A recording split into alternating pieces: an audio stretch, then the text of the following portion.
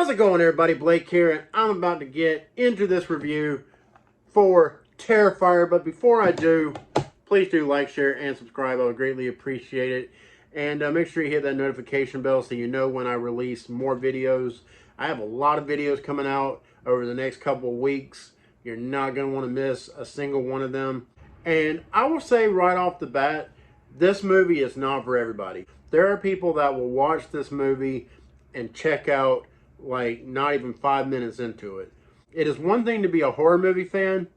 It is another thing to be a fan of this kind of horror. This is the slasher genre on another level, in my opinion. Not saying it's the best slasher movie. Let me make that clear. I am not saying that Terrifier is the best slasher film. But what I am saying is that it don't get no more violent than this movie. As far as slashers go, I have never seen a movie that is more violent with the kills than in this movie. And there's one kill in particular in this movie, which I'll get into a little bit later. This is non-spoiler, by the way. I'm not going to spoil anybody because I want people to watch this movie. Look, if you haven't seen this movie, and it would be very understandable if you have not seen this movie, because it really didn't get any promotion. You know, like, it was on Netflix. Like I said, it you know, it gained a cult following, you know, through streaming, but basically through back channels of, you know, horror fans just talking about this movie and talking it up and just getting people to tune in and watch it. This is an independent movie. Damien Leone directed this movie, and I believe he also wrote this movie as well. And he did the VFX work as well, I'm pretty sure. So yeah, he was a busy man. He did a lot of the heavy lifting on his own with this movie. And I'm telling you, I have all the respect in the world for Damien Leone. He did a phenomenal job with one, what he had to work with financially, but also what he had to work with considering he had to do so much on his own with this movie. And so much credit to David Howard Thornton, who plays Art the Clown, who a lot of people say is the new horror icon. And look, he's up there for me. He really is. But yeah, David Howard Thornton does a phenomenal job, you know, as Art the Clown. The way that he just gets into this character and gives it his all, and just, I don't know, man. Like, he gives this character so much personality, and I really love his portrayal of this character. So, getting into this movie and getting into the nitty-gritty of it and setting it up for you. So, basically, the movie opens up. Art the Clown is, you know, putting on his mask, putting on his makeup, whatever. He's putting on his costume. He's getting everything ready to go out on the town and, you know, commit some murders. And then from there, the movie shifts to these two main characters in the movie, or at least two of the three main characters in the movie. And it's these two friends that are leaving this party in the middle of the night, where, you know, they're both drunk. They're both trying to figure out how they're going to get home.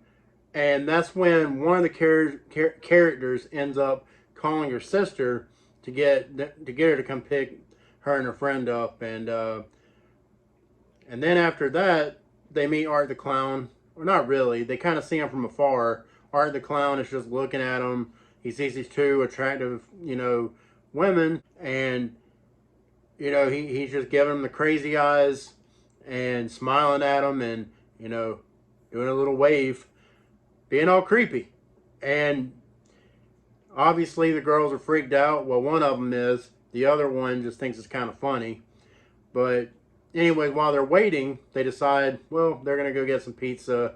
And really what they should have done is they should have freaking took off running when they saw this crazy mother trucker, you know, freaking looking at them all crazy and waving at them and smiling at them with his fucked up teeth.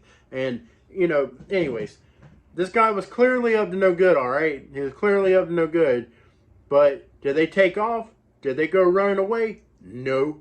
What they did was they just figured, oh, it's just some nice guy, you know, dressed like a psychotic clown on Halloween. What could possibly happen? Just from there, you know, things happen, craziness ensues, and this movie becomes one hell of a batshit crazy ride that you will never forget after you watch it. Whether you love this movie or you hate it, you won't forget this movie. I've seen a lot of horror movies, and I can honestly say this movie has some new and innovative type kills in it, and there's one in particular. Not going to tell you what it is. I'm just going to call it the hacksaw scene. If you have seen this movie, then you know what I'm talking about. You knew what I was talking about before I even said hacksaw. You knew that that was going through my mind if you've seen this movie. But for those of you who haven't, just remember, hacksaw. Like, it's fucked up, man. Like, you are going to see this and it's going to scar you. Like, you're not going to be able to take your eyes off of it. Or maybe you will be able to. Because some of you might be, like, some of you might turn the movie off at this point and be like, no. Okay, this is too far. Getting back into some, like, more, like, I guess, technical things about this movie. You know, like, it really has a really interesting look. Some people might see it and say it kind of has a cheap look to it, and I can understand that. But I think what Damien Leone was going for was kind of a grindhouse type look. So yeah, put that down as one of the positives for this movie as I go into things that I like about it and things that I don't like. So obviously, first positive is the look of this movie. I really dig it. My second positive is Art the Clown. I mean, I already talked glowingly about Art the Clown earlier in this video, and for good reason. And he deserves all of the respect. I don't think he gets enough respect. I hope that as time goes on, more and more people will come to find this movie and see what people have been raving about in regards to Art the Clown. Next positive, the kills. The kills in this movie are absolutely fucked up, as I have said numerous times in this review.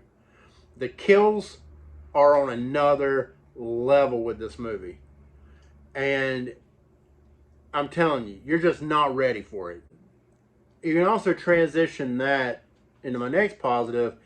There's a lot of gore, man. And as somebody who is a fan of slasher movies, one of my biggest criticism of most slasher films that come out nowadays is that they're not gory enough. You know, they kind of, they don't show the kills as much as they used to in the old days. And this one, this movie shows everything. It leaves nothing to the imagination. Like, this movie is incredibly violent, and there is, look, the carnage in this movie is absolutely for real. It is legit. It is legit. And that's really where the positives end. You know, then, I mean, I have to bring up the negatives. Even though, you know, I really love this movie, I love it for the reasons I'm supposed to love it. But putting on my critic hat, I have to call out the negatives. And the negatives are, starting with the acting. The acting in this movie, outside of David Howard Thornton, who was, again, phenomenal, the acting just isn't very good. But honestly, these are pretty much cardboard cutout characters. You know, they're very wooden. They're there to serve a purpose, and the purpose is, you know, for most of them to get killed. Or maybe it's all of them. You just have to watch the movie to find out. But yeah, these characters just don't really have a purpose outside of, you know, being targets for Art the Clown, which is to be expected. And secondly, I guess I have to say the music.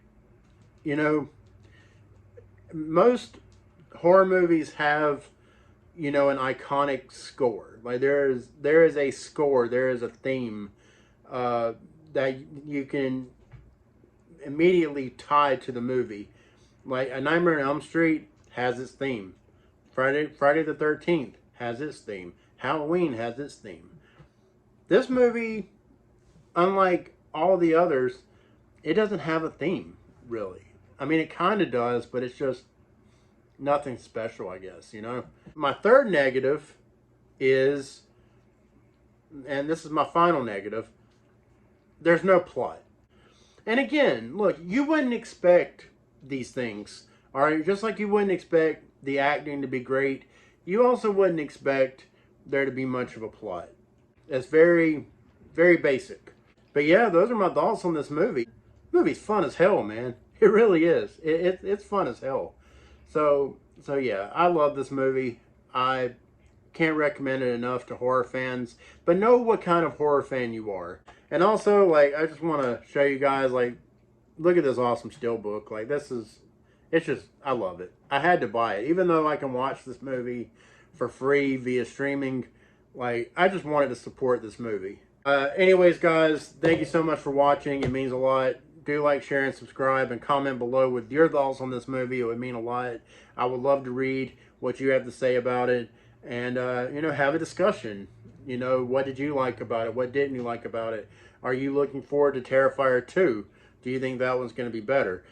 From what people are saying, Terrifier 2, the universal opinion on it is that it sounds like it's a drastic improvement, and I cannot wait to watch it. I am so excited. I just wish I could go to a better theater to watch it. But anyways, thank you again. I'm Blake, and until next time, y'all have a good one.